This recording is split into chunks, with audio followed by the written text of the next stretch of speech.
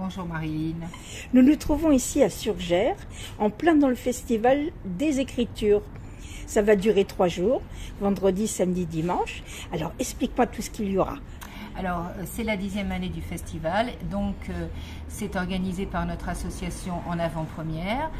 Et sur ces 3 jours, il y a donc ce Tivoli où nous exposons à la fois quelques romans photos, puisque ça a été vraiment là, le stage de romans photos a permis cette année de mettre une focale sur ce genre qui a été revisité par des jeunes qui ont repris le roman photo pour en faire totalement quelque chose d'autre que ce qu'il y avait un peu à l'eau de rose.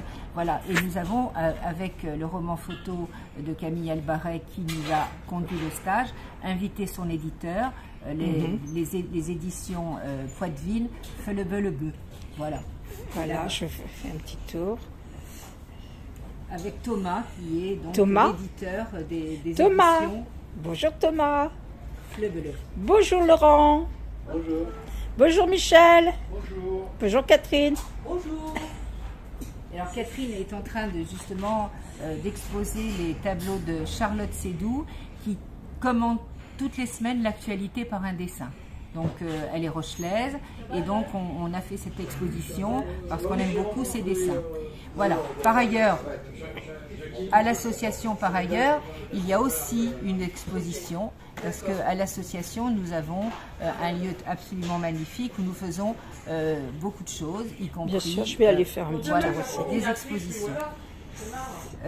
Avec l'atelier, le Festival des Écritures, il y a énormément d'ateliers, des ateliers d'écriture qui sont bien sûr menés par nos écrivains invités, mais il y a aussi des ateliers de la linogravure, de la calligraphie.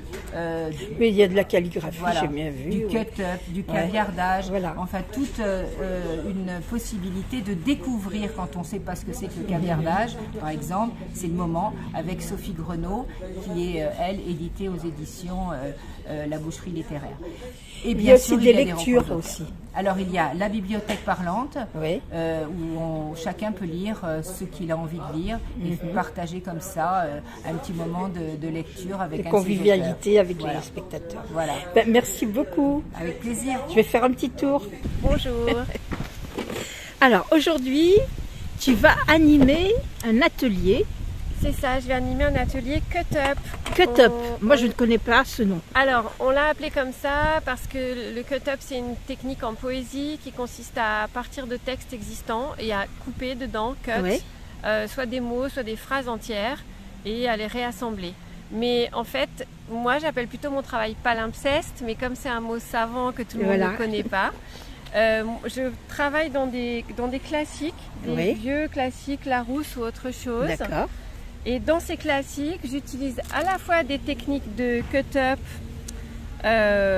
Donc que l'on découpe, voilà. Ou alors que l'on colorie alors. Alors je fais plein de choses. J'utilise, oui voilà. Je vais me perdre. Ouais. Dans ces livres-là, je fais un travail qui est à la fois graphique et poétique. Donc parfois c'est purement graphique. Je découpe des formes, je les réutilise ailleurs, voilà. Parfois, je fais aussi un travail de block-out, de caviardage, où je récupère certains mots que je garde et je bloque tous les autres.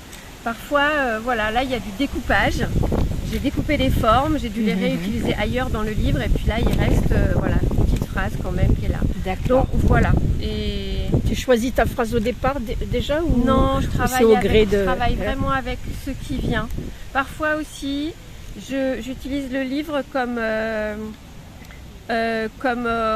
source de mots. Je récupère quelques mots sur une page et puis après je vais écrire autre chose avec ces mots. Voilà. D'accord.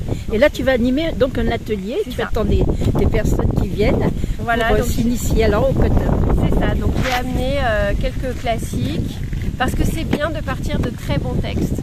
Une fois j'avais oublié mes livres et on est parti avec les livres de la boîte à livres et si on part d'un très bon texte, on va... C'est riche. D'accord, je te crois. Voilà, si on part d'un mauvais polar, il y a d'excellents polars, mais si on part d'un mauvais roman, ça va être très pauvre. Tu ne vas pas trouver de mots qui vont t'alerter. Non, c'est ça. voilà, c'est moins intéressant. On peut faire que le travail Tu animes graphique. un atelier autrement tout au long de l'année ou c'est juste Alors en fait, c'est pour le festival des écritures? j'en anime pas souvent, mais j'ai un atelier sur l'île d'Oléron où Oui. je fais diverses choses. Je suis une Ah ben, artiste redis plasticienne. ton nom. Joséphine K. Enchantée Joséphine. Voilà. Et merci. Bah, merci à toi. Ça permet, il y a des gravures comme ça où ça permet d'avoir une sorte de fond un peu aléatoire. Ça laisse place aussi à la surprise. Oui, oui. Je pense que je vais arrêter là. Et puis justement, quand on regarde un peu trop, on sait exactement ce qu'on doit enlever, de ce qu'on doit laisser. Alors que là, on n'a pas vraiment d'idée de ce que ça va rendre et comment. Voilà, déjà, là, c'est un peu.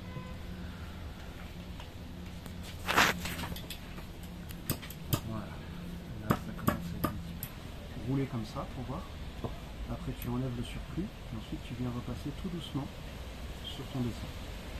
Moi je vais préparer la première feuille d'impression.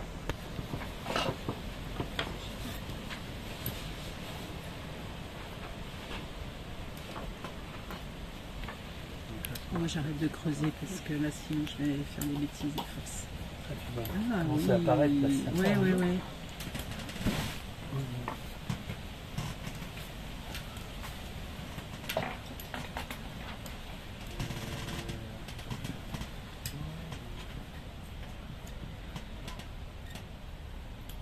Alors du coup, on va voir aussi